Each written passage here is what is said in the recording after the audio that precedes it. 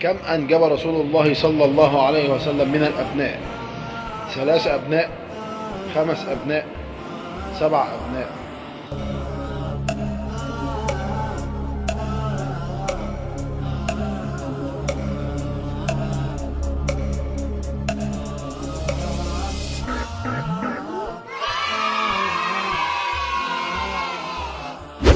ما هي الغزوة التي أسرت فيها الشيماء شقيقة رسول الله صلى الله عليه وسلم؟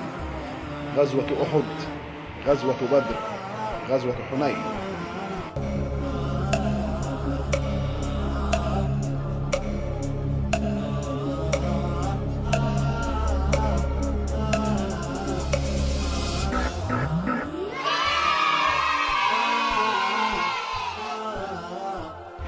متى تم فتح مكة المكرمة هجريا؟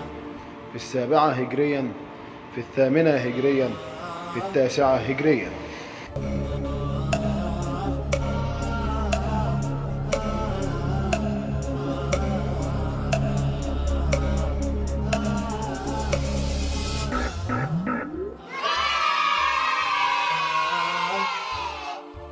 كم عدد الصلوات المفروضة في اليوم؟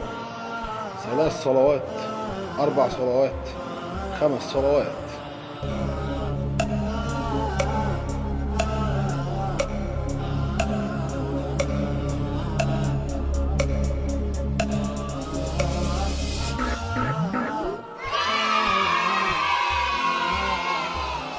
أول من أسلم من الصحابة؟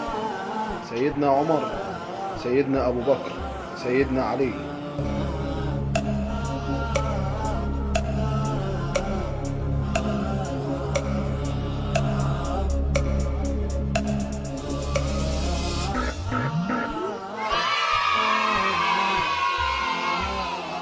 ما هي أول أركان الإسلام؟ شهادة أن لا إله إلا الله، إقامة الصلاة، صوم رمضان.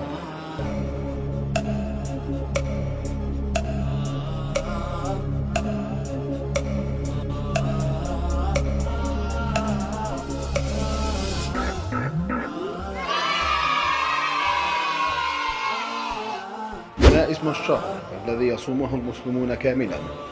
شهر رجب، شهر شعبان، شهر رمضان.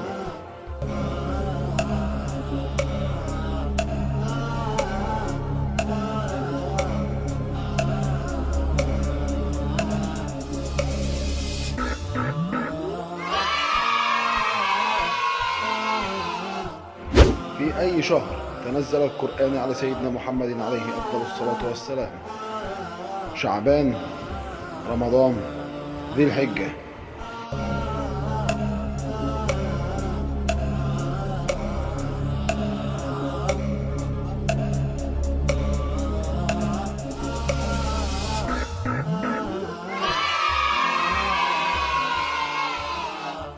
ما اسم النبي الذي كان في عصر فرعون؟ سيدنا يوسف، سيدنا موسى، سيدنا عيسى.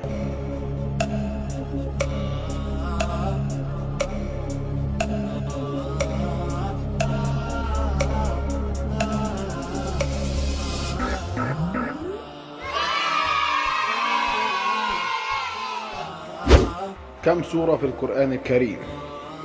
100، 110، 114.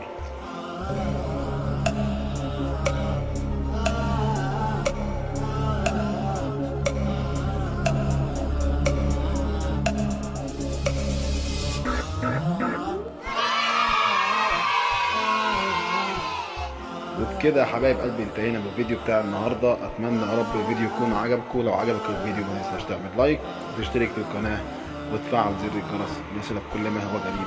واستنوني في فيديو جديد ان شاء الله. والسلام عليكم ورحمه الله وبركاته.